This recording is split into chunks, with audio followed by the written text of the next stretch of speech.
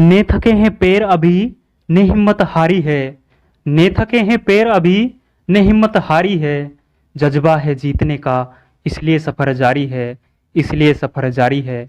नमस्कार दोस्तों, स्वागत है आपका जीने स्टॉक यूट्यूब चैनल में। दोस्तों, गायत्री मंत्र के इस सेशन में वर्ष 2023 के जितने भी महत्वपूर्ण सम्मान और पुरस्कार हैं वो सभी डिस्कस करने वाले हैं, इसलिए आप वीडियो में लास्ट तक बने रहें। वीडियो काफ़ी इंपॉर्टेंट होने वाला है। इस गायत्री मंत्र के सेशन के बाद डेली बेसिस पे जो आपके हम करंट अफेयर्स की क्लास करवा रहे हैं वो क्लास होने वाली है, तो आप वीडियो को लास्ट तक जरूर देखें। तो बिना किसी देरी के स्टार्ट करते हैं आज का ये सेशन, जिसमें पहला अवार्ड है KR गोरी अम्मा अवार्ड 2022 है, जो डॉक्टर एलिडा गवेरा को प्रदान किया गया है, जो कि क्यूबा की सोशल एक्टिविस्ट है। तो ये आपको ध्यान रखना है, और यह अवार्ड है जो पहली बार प्रदान किया गया है, इसलिए काफ़ी इंपॉर्टेंट हो जाता है। नेक्स्ट है UN हैबिटेट अवार्ड 2023 है, ये ओडिशा के जागा मिशन को दिया गया है। ओडिशा का ये जागा मिशन है जो एक स्लम उन्नयन मिशन है, तो ये आपको ध्यान रखना है। नेक्स्ट है असम वैभव पुरस्कार है, जो डॉक्टर तपन सेकिया को प्रदान किया गया है, और जो डॉक्टर तपन सेकिया है ये एक कैंसर विशेषज्ञ है। इससे पहले असम वैभव पुरस्कार है ये रतन टाटा को प्रदान किया गया था। नेक्स्ट है गोल्डन कैलासा अवार्ड है, ये नानेरा फिल्म को दिया गया है। नानेरा फिल्म है जो एक राजस्थानी फिल्म है, और इस फिल्म के जो निर्देशक है वो दीपांकर प्रकाश जी है, जो इस फिल्म के निर्देशक है, तो ये आपको ध्यान रखना है। 71वें मिस यूनिवर्स 2022 का जो खिताब है ये बोनी गैब्रियल को प्रदान किया गया है, जो कि USA मूल की रहने वाली है। नेक्स्ट है नंबर 1 पुलिस थाना का अवार्ड है, जो अस्का पुलिस थाना को दिया गया है, जो कि ओडिशा राज्य के गंजम जिले में स्थित है, तो ये आपको ध्यान रखना है। सुभाष चंद्र बोस आपदा प्रबंधन पुरस्कार 2023 है, जो कि संस्थागत श्रेणी में ओडिशा आपदा प्रबंधन प्राधिकरण को प्रदान किया गया है, और लुंगलेई फायर स्टेशन है जो कि मिजोरम में स्थित है, इसको ये सुभाष चंद्र बोस आपदा प्रबंधन पुरस्कार प्रदान किया गया है, तो ये आपको ध्यान रखना है। नेक्स्ट है पद्म विभूषण 2023 से 6 व्यक्तियों को सम्मानित किया गया है, जिसमें पहला व्यक्ति है श्रीनिवास वर्धन है, जो कि USA मूल के रहने वाले हैं, इसको पद्म विभूषण से सम्मानित किया गया है। सेकंड है बालकृष्ण दोषी, जो कि गुजरात मूल के रहने वाले हैं। थर्ड है जाकिर हुसैन, जो कि महाराष्ट्र मूल के रहने वाले हैं, तो इनको पद्म विभूषण से सम्मानित किया गया है। फोर्थ है SS कृष्णा, जो कि कर्नाटक मूल के रहने वाले हैं। फिफ्थ है दिलीप महालनोबिस है, जो दिलीप महालनोबिस है, जो कि वेस्ट बंगाल के हैं, तो इनको पद्म विभूषण से सम्मानित किया गया है। और जो छठा नंबर का है वो मुलायम सिंह यादव को प्रदान किया गया है, और ये उत्तर प्रदेश के पूर्व मुख्यमंत्री थे, और हाल ही में इसका निधन हो गया है। तो पद्म विभूषण से टोटल 6 व्यक्तियों को सम्मानित किया गया है वर्ष 2023 में, तो ये आपको याद रखने हैं। नेक्स्ट है ग्रैमी पुरस्कार से हाल ही में रिकी केज को सम्मानित किया गया है। रिकी केज को तीसरी बार ग्रैमी पुरस्कार प्रदान किया गया है, और उनका एल्बम डिवाइन टाइड्स के लिए इनको ग्रैमी पुरस्कार प्रदान किया गया है, तो ये आपको ध्यान रखना है। मातृभूमि बुक ऑफ द ईयर 2023 पुरस्कार है, ये डॉक्टर पेगी मोहन को प्रदान किया गया है। राजा राम मोहन राय अवार्ड है, जो 2023 का ये पत्रकार ABK प्रसाद को प्रदान किया गया है। नेक्स्ट है प्रेसिडेंट कलर अवार्ड है, यह हरियाणा पुलिस को प्रदान किया गया है। नेक्स्ट देखेंगे एंटरप्रेन्योर ऑफ द ईयर 2022 से सज्जन जिंदल को सम्मानित किया गया है, तो ये आपको ध्यान रखना है। मार्कोनी पुरस्कार, जिसे दूरसंचार का नोबेल पुरस्कार के नाम से हम जानते हैं, इससे हरि बालकृष्ण को सम्मानित किया गया है। हरि बालकृष्ण है जो एक कंप्यूटर वैज्ञानिक है, तो ये आपको ध्यान रखना है। नेक्स्ट है ऑस्कर अवार्ड 2023 के बारे में बात करें तो हाल ही में ये 95वें क्रम के प्रदान किए गए हैं, और इनको लॉस एंजल्स USA के अंदर इनको प्रदान किया जाता है। इसमें बेस्ट एक्टर का अवार्ड है ये ब्रेंडन फ्रेजर को प्रदान किया गया है। द वेल के लिए इनको बेस्ट एक्टर का अवार्ड प्रदान किया गया है। बेस्ट एक्ट्रेस का अवार्ड है ये मिशेल यो को प्रदान किया गया है, जो कि एशिया की पहली एक्ट्रेस है जिसे ऑस्कर अवार्ड से सम्मानित किया गया है। बेस्ट पिक्चर का अवार्ड है ये everything everywhere all at once के लिए बेस्ट पिक्चर का अवार्ड है जो प्रदान किया गया है, तो ये आपको ध्यान रखना है। बेस्ट सॉन्ग के बारे में बात करें तो RR फिल्म का जो नाटू नाटू सॉन्ग है इसको बेस्ट सॉन्ग का अवार्ड प्रदान किया गया है, और इसका जो संगीतकार है वो MM किरवानी है, जो इसके संगीतकार है। शॉर्ट डॉक्यूमेंट्री अवार्ड है जो द एलिफेंट विस्पर को शॉर्ट डॉक्यूमेंट्री अवार्ड प्रदान किया गया है। इसके निर्देशक है जो कार्तिकी गोंजाल्विस है, जो इसके निदेशक है, तो ये आपको ध्यान रखना है। नेक्स्ट अवार्ड है फीफा वर्ल्ड कप 2022 है, जो कि कतर में आयोजन हुआ था। इसके विजेता टीम थी जो अर्जेंटीना थी। इसमें गोल्डन बॉल का अवार्ड है जो लियोन मेसी को प्रदान किया गया था, जबकि गोल्डन बूट का अवार्ड है जो किलियन मेबापे को प्रदान किया गया था, जो कि फ्रांस मूल के रहने वाले थे। नेक्स्ट है फीफा का सर्वश्रेष्ठ खिलाड़ी 2023 का जो अवार्ड है वो पुरुष वर्ग में लियोन मेसी को प्रदान किया गया है, जो कि अर्जेंटीना मूल के रहने वाले हैं, जबकि महिला वर्ग में ये पुरस्कार है जो अलेक्सिया पुटेलेस को प्रदान किया गया है और ये स्पेन मूल की रहने वाली है, तो ये आपको ध्यान रखना है। नेक्स्ट देखेंगे बीबीसी अवार्ड 2022 में स्पोर्ट्स वुमन अवार्ड है जो मीराबाई चानू को प्रदान किया गया है और इनका संबंध है जो वेट लिफ्टिंग से है, तो ये आपको ध्यान रखना है। पैरा स्पोर्ट्स वुमन अवार्ड है जो भाविना पटेल को प्रदान किया गया है और ये टेबल टेनिस की खिलाड़ी है। लाइफ टाइम अचीवमेंट अवार्ड है जो प्रथम सिवाच को प्रदान किया गया है और इनका संबंध है जो हॉकी खेल से है, तो ये सभी बीबीसी अवार्ड आपको ध्यान रखना है। नेक्स्ट देखेंगे प्रित्जर अवार्ड 2023 है जो कि वास्तुकला के क्षेत्र में दिया जाता है। इससे डेविड चिपरफील्ड को सम्मानित किया गया है। व्यास सम्मान 2022 से डॉक्टर ज्ञान चतुर्वेदी जी को सम्मानित किया गया है। उनके उपन्यास पागलखाना के लिए इसे व्यास सम्मान प्रदान किया गया है। सरस्वती सम्मान 2022 से शिव शंकरी को प्रदान किया गया है और इसके उपन्यास सूर्य वंशम के लिए इसे सरस्वती सम्मान प्रदान किया गया है, तो ये आपको ध्यान रखना है। नेक्स्ट है governor of the year award 2023 से शक्तिकांत दास जी को सम्मानित किया गया है, जो कि आरबीआई के 25वें क्रम के गवर्नर है और वर्तमान में आरबीआई के गवर्नर भी शक्तिकांत दास ही है।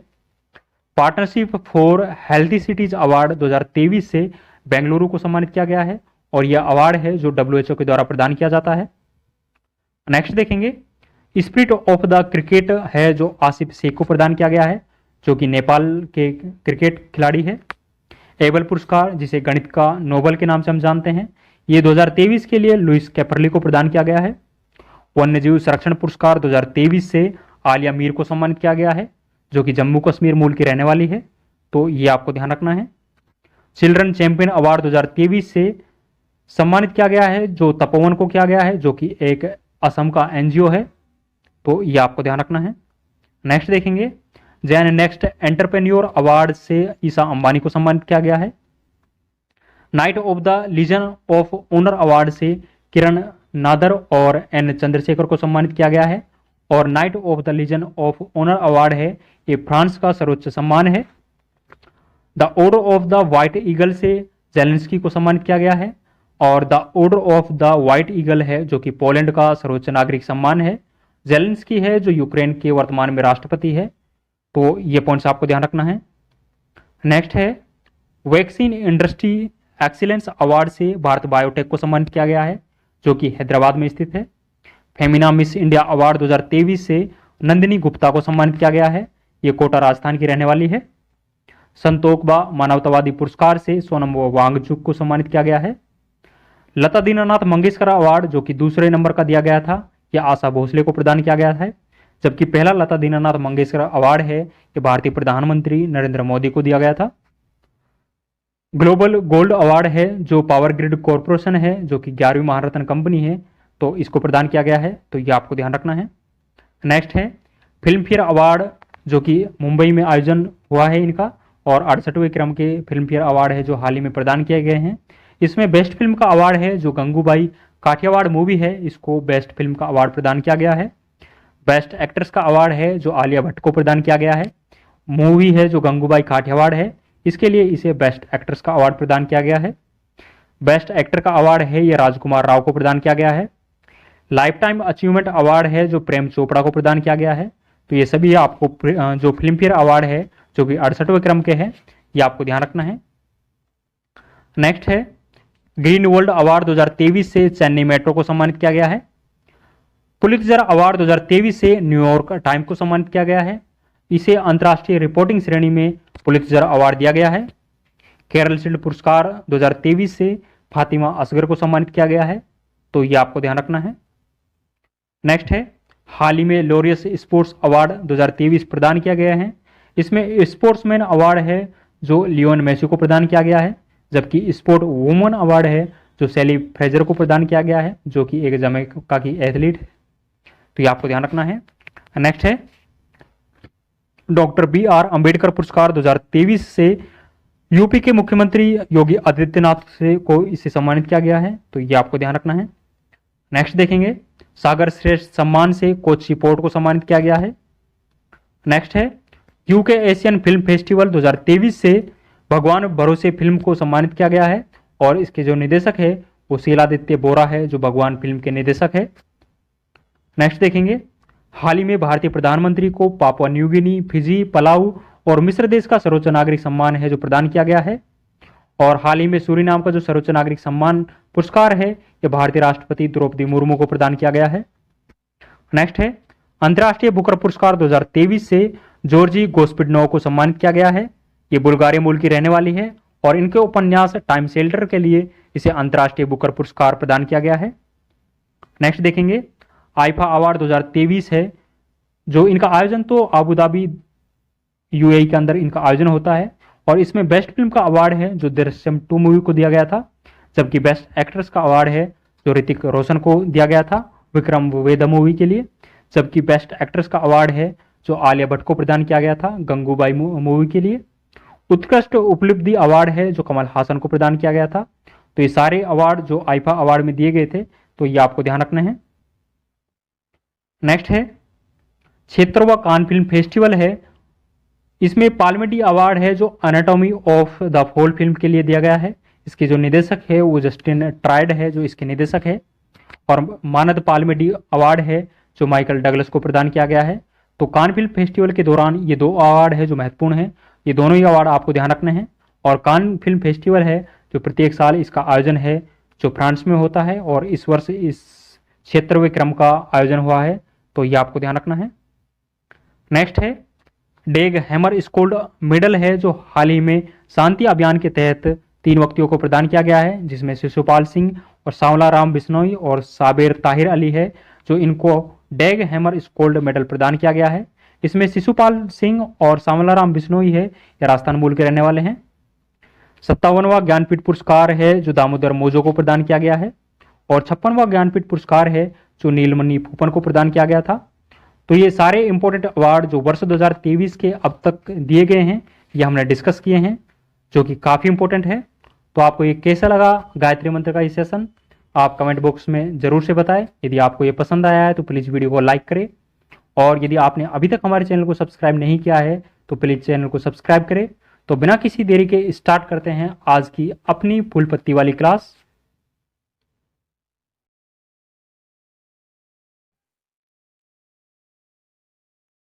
नमस्कार दोस्तों, स्वागत है आपका 24 जुलाई 2023 आपकी अपनी फूल पत्ती वाली क्लास में, जिसमें चर्चा करेंगे रोज की तरह करंट अफेयर से जुड़े 10 महत्वपूर्ण सवाल जो आपकी प्रतियोगी परीक्षाओं के लिए काफी महत्वपूर्ण होने वाले हैं। दोस्तों, कल संडे की वीकली रिवीजन की क्लास यदि आपने अभी तक नहीं देखी है तो प्लीज क्लास को जरूर से देखें। इस क्लास में हमने इस वीक के जितने भी इंपॉर्टेंट क्वेश्चंस थे उस सभी का रिवीजन किया है। क्लास का लिंक इस वीडियो के नीचे कमेंट सेक्शन में दिया हुआ है, वहां जाकर आप क्लास देख सकते हो। दोस्तों, यदि आप चैनल पर नए हैं तो प्लीज चैनल को सब्सक्राइब करें, वीडियो को लाइक करें और ज़्यादा से ज़्यादा इस वीडियो को अपने दोस्तों के साथ में शेयर करें। तो बिना किसी देरी के स्टार्ट करते हैं आज का पहला क्वेश्चन। पहला क्वेश्चन है, हाल ही में आईसीसी क्रिकेट विश्व कप 2023 का ब्रांड एम्बेसडर किसे बनाया गया है? तो हाल ही में आईसीसी के द्वारा क्रिकेट विश्व कप 2023 का ब्रांड एम्बेसडर है ये शाहरुख खान को बनाया गया है। तो ये आपको ध्यान रखना है। इस वर्ष जो क्रिकेट विश्व कप हो रहा है ये 12वें संस्करण का आयोजन होएगा और इसमें टोटल 10 टीम है जो भाग लेगी और फाइनल मैच है जो नरेंद्र मोदी स्टेडियम अहमदाबाद में फाइनल मुकाबला होने वाला है। तो ये भी आपको ध्यान रखना है। यदि भारत की कप्तान के बारे में बात करें तो इस विश्व कप में जो भारत का कप्तान है वो रोहित शर्मा होगा। तो ये सभी पॉइंट्स आपको ध्यान रखना है। कुछ ललन टॉप बातें और ध्यान रखेंगे। पेप्सी को इंडिया का हाल ही में ब्रांड एम्बेसडर है ये रणवीर सिंह को बनाया गया है। पूमा इंडिया का ब्रांड एम्बेसडर है जो हरमनप्रीत कौर है। हर्बलाइफ का ब्रांड एम्बेसडर है जो स्मृति मंदाना है। स्मृति मंदाना है जो WPL की सबसे महंगी खिलाड़ी है और टीम RCB के द्वारा इसको 3.4 करोड़ रुपए में खरीदा गया था। तो ये भी आपको ध्यान रखना है। यूनिसेफ का भारतीय राजदूत है जो आयुष्मान खुराना है। तो ये भी आपको ध्यान रखना है। यदि आईसीसी के बारे में बात करें तो आईसीसी की स्थापना है जो 15 जून 1909 को आईसीसी की स्थापना होती है। पहले इसका हेडक्वार्टर है जो लंदन में था, वर्तमान में हेडक्वार्टर है जो दुबई यूएई में स्थित है। तो ये आपको ध्यान रखना है। और वर्तमान में अध्यक्ष के बारे में बात करें तो आईसीसी के जो वर्तमान अध्यक्ष है वो ग्रेग बर्कले है और न्यूजीलैंड मूल के रहने वाले हैं। तो ये भी आपको ध्यान रखना है। यदि बीसीसीआई के बारे में बात करें, बीसीसीआई के वर्तमान अध्यक्ष है जो रोजर बिन्नी है और बीसीसीआई का जो हेडक्वार्टर है ये वानखेड़ स्टेडियम मुंबई में बीसीसीआई का हेडक्वार्टर स्थित है। तो ये सभी पॉइंट्स आपको ध्यान रखने हैं। दोस्तों आगे बढ़ने से पहले मैं आपको बता दूं, इन सभी क्वेश्चंस की पीडीएफ है जो हमारे टेलीग्राम चैनल जीनेस्टॉक पर मिल जाएगी, जिसका लिंक इस वीडियो के नीचे कमेंट सेक्शन में दिया हुआ है। वहां जाकर आप ये पीडीएफ डाउनलोड कर सकते हो। दोस्तों यदि आपको ये वीडियो पसंद आ रहा है तो प्लीज़ वीडियो को लाइक करें, और यदि आपने अभी तक हमारे चैनल को सब्सक्राइब नहीं किया है तो प्लीज़ चैनल को सब्सक्राइब भी करें और ज़्यादा से ज़्यादा इस वीडियो को अपने दोस्तों के साथ में शेयर करें। नेक्स्ट क्वेश्चन देखते हैं, प्रतिवर्ष राष्ट्रीय प्रसारण दिवस कब मनाया जाता है? तो प्रतिवर्ष जो नेशनल ब्रॉडकास्टिंग डे है ये 23 जुलाई को सेलिब्रेट किया जाता है। तो ये आपको ध्यान रखना है। 23 जुलाई 1927 को इंडियन ब्रॉडकास्टिंग जो कंपनी है इसकी स्थापना होती है। ये पहली रेडियो कंपनी थी, इसीलिए 23 जुलाई को ब्रॉडकास्टिंग डे के रूप में हम सेलिब्रेट करते हैं। तो ये भी आपको ध्यान रखना है। कुछ ललंटो बातें और ध्यान रखेंगे। 11 जुलाई को विश्व जनसंख्या दिवस है, ये सेलिब्रेट किया गया है। 11 जुलाई को ही विश्व जनसंख्या दिवस क्यों मनाया जाता है? इसके पीछे ये रीजन होता है कि 11 जुलाई 1987 को विश्व की जो जनसंख्या थी वो 5 अरब डॉलर हो जाती है। इसी के कारण 11 जुलाई को विश्व जनसंख्या दिवस के रूप में सेलिब्रेट करते हैं। तो आपको ध्यान रखना है। 20 जुलाई को विश्व शतरंज दिवस के रूप में सेलिब्रेट करते हैं और 20 जुलाई को ही विश्व चंद्रमा दिवस के रूप में भी हम मनाते हैं। तो ये आपको ध्यान रखना है। 26 जुलाई को कारगिल विजय दिवस के रूप में सेलिब्रेट करते हैं। 29 जुलाई को विश्व खाद्य दिवस के रूप में हम सेलिब्रेट करते हैं। और वर्तमान में भारत में बाघों की संख्या के बारे में बात करें तो 3167 बाघ है जो वर्तमान में है। और टाइगर मैन ऑफ इंडिया के नाम से कैलाश साखला को जाना जाता है। तो ये भी आपको ध्यान रखना है।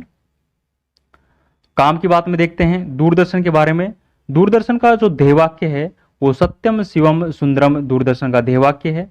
दूरदर्शन का हेडक्वार्टर है जो दिल्ली में स्थित है और यह सूचना एवं प्रसारण मंत्रालय के अधीन कार्य करता है। और वर्तमान में जो दूरदर्शन के सीईओ है वो श्री मयंक अग्रवाल है जो वर्तमान में दूरदर्शन के सीईओ है। तो ये सभी पॉइंट्स आपको ध्यान रखना है। जितने भी ललन टॉप पॉइंट्स आपको करवा रहे हैं ये आपको जरूर से ध्यान रखने हैं। आपकी परीक्षाओं में इनसे संबंधित क्वेश्चंस जरूर बनते हैं। नेक्स्ट क्वेश्चन देखेंगे, हाल ही में जो बाइडेन ने किसे अमेरिकी नौसेना का नेतृत्व करने वाली पहली महिला के रूप में नामित किया है? तो हाल ही में अमेरिकी राष्ट्रपति जो बाइडेन के द्वारा अमेरिकी नौसेना का नेतृत्व करने वाली पहली महिला के रूप में जो नामित किया है ये लिसा फ्रेंचेटी को नामित किया है। तो आपको ध्यान रखना है। इसे वर्तमान में नामित किया है, पूरी तरह से ये बनी नहीं है। तो ये आपको ध्यान रखना है।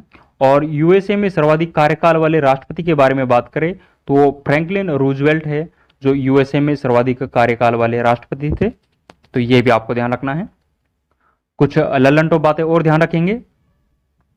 कैप्टन शिवा चौहान के बारे में बात करें तो सियाचिन में तैनात होने वाली पहली महिला अधिकारी है वो कैप्टन शिवा चौहान थी। आरती साहा के बारे में बात करें तो इंग्लिश चैनल को पार करने वाली जो पहली भारतीय थी वो आरती साहा थी।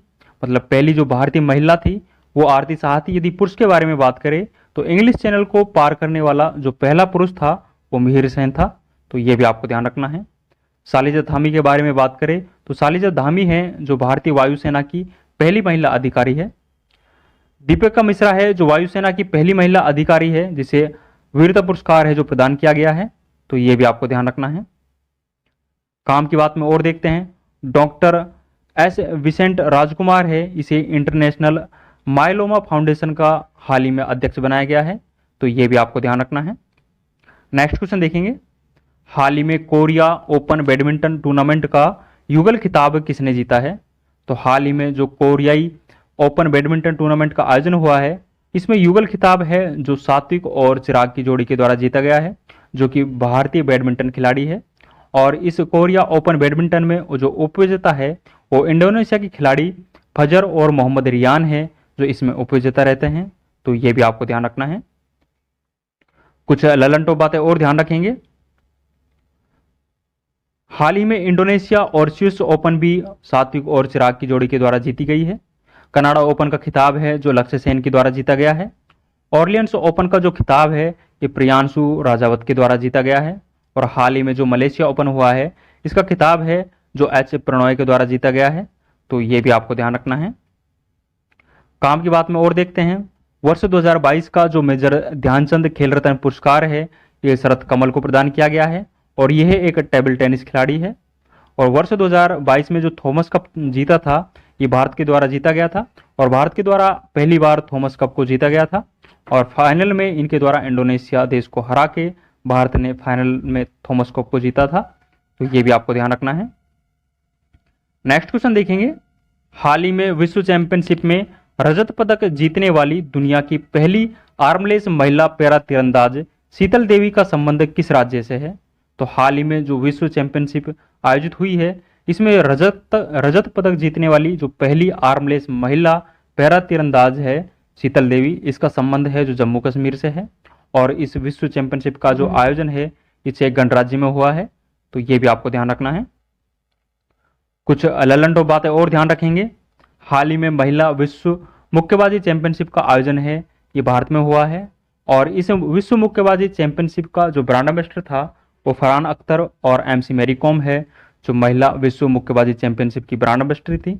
भारतीय महिलाओं के द्वारा इसमें 4 गोल्ड मेडल जीते जाते हैं जिसमें 4 गोल्ड मेडल है जो निखत जरीन, लवलीना बोरगोन, स्वीटी बोरा और नीतू जो गंगास है इनके द्वारा 4 गोल्ड मेडल जीते जाते हैं। तो ये भी आपको ध्यान रखना है।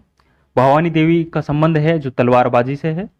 भारत का हाल ही में 82वां जो ग्रांड मास्टर है ये वोपल्ला प्रणीत बना है और आपको कमेंट सेक्शन में बताना है कि जो 81वां ग्रांड मास्टर है ये कौन बना था। भारत के पहले ग्रांड मास्टर है ये विश्वनाथ आनंद बने थे। तो ये भी आपको ध्यान रखना है। कुछ काम की बात में और देखते हैं। पार्थ सालुंक के बारे में बात करें तो हाल ही में जो युवा वर्ल्ड चैंपियनशिप हुई है इसमें रिकर्व वर्ग में गोल्ड मेडल जीता था ये पार्थ सालुंके के द्वारा जीता गया है। तो ये भी आपको ध्यान रखना है। नेक्स्ट क्वेश्चन देखेंगे। हाल ही में किस राज्य सरकार ने सशक्त महिला ऋण योजना प्रारंभ की है? तो हाल ही में सशक्त महिला ऋण योजना है ये हिमाचल प्रदेश के द्वारा प्रारंभ की गई है। तो हिमाचल प्रदेश के मुख्यमंत्री सुखविंदर सिंह सुक्खू के द्वारा इस योजना को प्रारंभ किया गया है। तो ये आपको ध्यान रखना है। कुछ ललंडो बातें और ध्यान रखेंगे। मुख्यमंत्री सीखो कमाओ योजना है ये मध्य प्रदेश के द्वारा प्रारंभ की गई है। मध्य प्रदेश के मुख्यमंत्री शिवराज सिंह चौहान के द्वारा मुख्यमंत्री सीखो कमाओ योजना प्रारंभ की गई है। एक परिवार एक पहचान योजना है ये उत्तर प्रदेश सरकार के द्वारा प्रारंभ की गई है।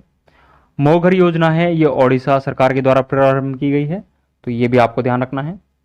प्रोजेक्ट रेल योजना है जो झारखंड के द्वारा प्रारंभ की गई है। गुणवत्ता मूलक शिक्षा को बढ़ावा देने के लिए प्रोजेक्ट रेल परियोजना है योजना है जो झारखंड के द्वारा प्रारंभ की गई है। तो ये आपको ध्यान रखना है।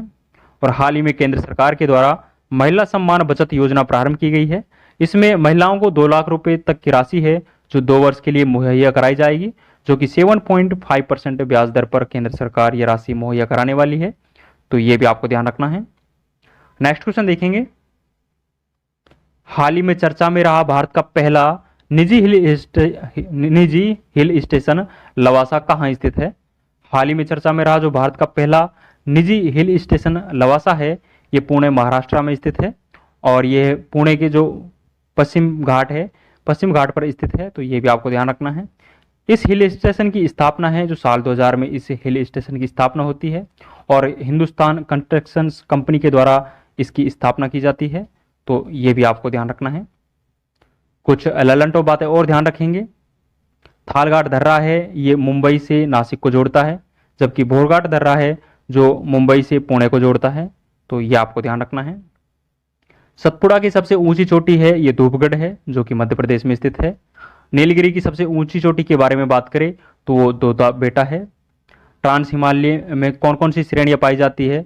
तो ट्रांस हिमालय में काराकोरम, लद्दाख और जास्कर श्रेणी है जो ट्रांस हिमालय में पाई जाती है। आप इसे ट्रिक के माध्यम से भी ध्यान रख सकते हो। कलेजा इसकी ट्रिक हो जाएगी। के फॉर काराकोरम, ले फॉर लद्दाख और जा फॉर जास्कर। तो ट्रांस हिमालय में जो पाई जाने वाली श्रेणी है वो काराकोरम, लद्दाख और जास्कर है। नेक्स्ट क्वेश्चन देखेंगे। हाल ही में बिहार के किस जिले में विश्व प्रसिद्ध राजगीर मलमास मेला प्रारंभ हुआ है?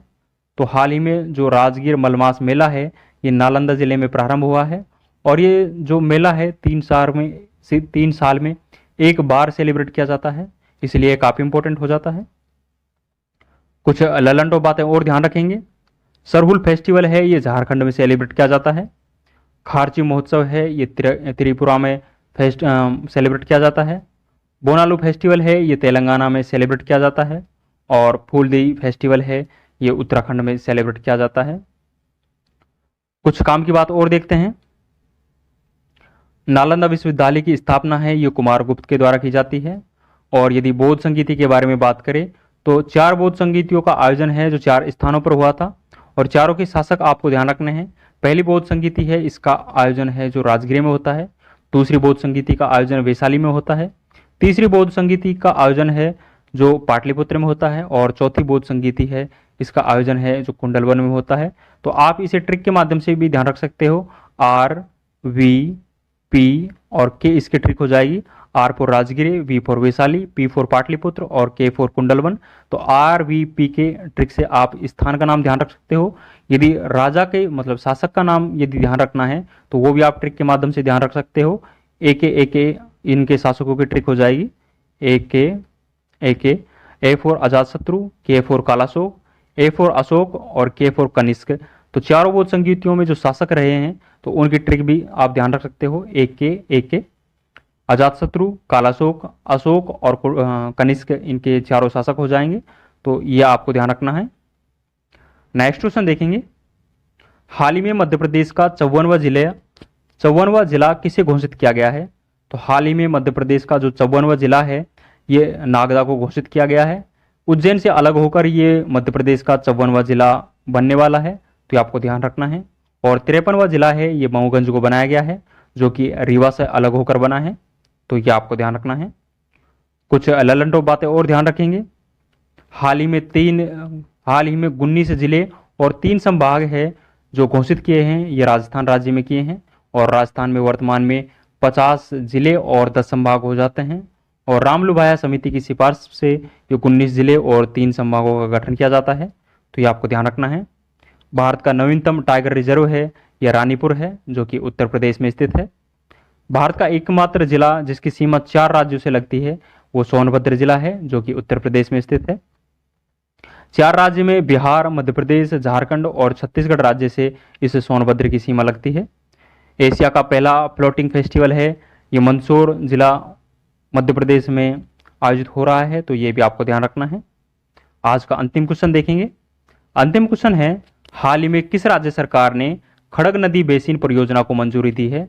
तो हाल ही में खड़ग नदी बेसिन जो परियोजना है इसको मंजूरी है जो ओडिशा राज्य सरकार के द्वारा दी गई है। ओडिशा के मुख्यमंत्री के बारे में बात करें तो नवीन पटनायक जी है जो ओडिशा के मुख्यमंत्री है और ये खड़ग नदी बेसिन परियोजना है ये सिंचाई परियोजना और भूजल स्तर में सुधार के लिए इस योजना को प्रारंभ किया गया है, तो ये आपको ध्यान रखना है। कुछ ललंटो बातें और ध्यान रखेंगे। यमुना में दाईं ओर से मिलने वाली सहायक नदियों के बारे में बात करें तो चंबल, सिंध, बेतवा और केन नदी है जो यमुना में दाईं ओर से मिलने वाली सहायक नदी है। यदि गंगा के बाईं ओर से मिलने वाली सहायक नदियों के बारे में बात करें तो रामगंगा, गोमती, घाघरा, गंडक, कोसी और महानंदा है जो कि गंगा में बाईं ओर से मिलने वाली सहायक नदी है, तो ये आपको ध्यान रखना है। ब्रह्मपुत्र की सहायक नदियों के बारे में बात करें तो लोहित, कामेंग, सुबनसिरी और धनसिरी जो नदी है ये ब्रह्मपुत्र की सहायक नदी है, तो ये आपको ध्यान रखना है। और कावेरी की सहायक नदी के बारे में बात करें तो काबिनी और हेमवती है ये कावेरी की सहायक नदी है। तो दोस्तों ये 10 इंपॉर्टेंट क्वेश्चन हमने डिस्कस किए हैं जो कि आपकी परीक्षाओं की दृष्टि से काफी इंपॉर्टेंट है।